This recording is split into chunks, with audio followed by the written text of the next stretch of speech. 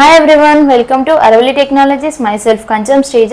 So ఈ వీడియోలో మనం జిఎన్ఎం అంటే ఏంటి, జిఎన్ఎం చేయడానికి ఎలిజిబిలిటీ ఏంటి, డ్యూరేషన్ ఎలా ఉంటుంది, అండ్ మనకి ఏజ్ లిమిట్ ఎంత ఉంటుంది, సో అండ్ సబ్జెక్ట్స్ అనేటివి ఏముంటాయి, సో ఇవన్నీ కూడా తెలుసుకుందాం. ఎండ్ వరకు చూసేయండి.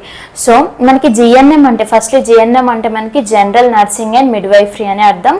సో జిఎన్ఎం అనేది ఒక డిప్లొమా కోర్స్. సో దీని డ్యూరేషన్ వచ్చేసి మనకి 3.5 years ఉంటుంది. సో అలాగే మనకి దీంట్లో ఇంటర్న్షిప్ అనేది కూడా ఉంటుంది. సో ఇంటర్న్షిప్ వచ్చేసి 6 months అనేది ఉంటుంది. సో జిఎన్ఎం చేయడానికి ఏజ్ లిమిట్ వచ్చేసి మనకి 16 years నుండి 30 years ఉన్న వాళ్ళైతే జిఎన్ఎం కోర్స్ అనేది చేయొచ్చు.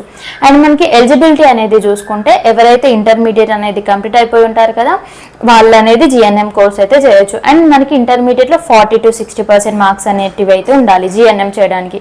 అండ్ అలాగే మనకి ఏఎన్ఎం కోర్స్ అనేది ఉంటుంది. మనకి ఏఎన్ఎం కోర్స్ అనేది కంప్లీట్ అయిపోయాక కూడా జిఎన్ఎం చేయడానికి అప్లై అనేది చేసుకోవచ్చు. అండ్ మనకి జిఎన్ఎంలో జాయిన్ అవ్వడానికి ఎలాంటి అడ్మిషన్ ప్రాసెస్ ఉంటుంది, ఏమైనా ఎంట్రన్స్ టెస్ట్ ఉంటుందా అంటే లేదు, మనకి డైరెక్ట్గానే జాయిన్ అవ్వచ్చు. బట్ కొన్ని కాలేజెస్ అండ్ యూనివర్సిటీస్ ఉంటాయి కదా, వాళ్ళు ఏంటంటే మనకి ఎంట్రన్స్ టెస్ట్ అనేది కండక్ట్ చేస్తుంటారు. సో దాంట్లో క్వాలిఫై అయ్యాక మనం ఆ యూనివర్సిటీస్లో అయితే జాయిన్ అవ్వచ్చు. సో మనకి జిఎన్ఎంలో సబ్జెక్ట్స్ ఏంటి, మనకి ఇయర్ వైజ్గా అయితే ఉంటాయి.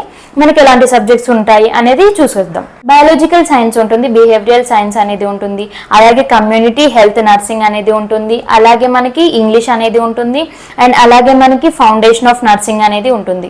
సో సెకండ్ ఇయర్లో చూసుకుంటే మనకి మెడికల్ సర్జికల్ నర్సింగ్ 1 అనేది ఉంటుంది, మెడికల్ సర్జికల్ 2 అనేది ఉంటుంది, అలాగే మెంటల్ హెల్త్ నర్సింగ్ అనేది ఉంటుంది, అలాగే మనకి చైల్డ్ హెల్త్ నర్సింగ్ అనేది ఉంటుంది.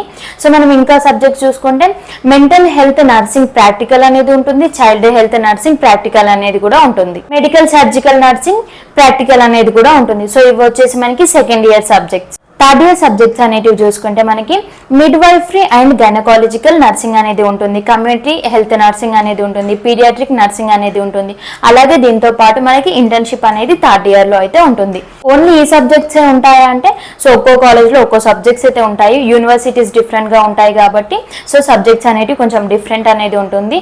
సో ఇది వచ్చేసి మనకి జిఎన్ఎం యొక్క కోర్స్ డీటెయిల్స్. సో మీకు దీంట్లో ఇంకేమైనా డౌట్స్ ఉంటే అయితే కామెంట్ బాక్స్లో కామెంట్ చేయండి. And thank you for watching. Like చేయండి, షేర్ చేయండి, కామెంట్ చేయండి. సో మీకు తెలిసిన ఫ్రెండ్స్కి కూడా ఈ వీడియోని అయితే షేర్ చేయండి, సో వాళ్ళకి కూడా హెల్ప్ఫుల్ అయితే ఉంటుంది.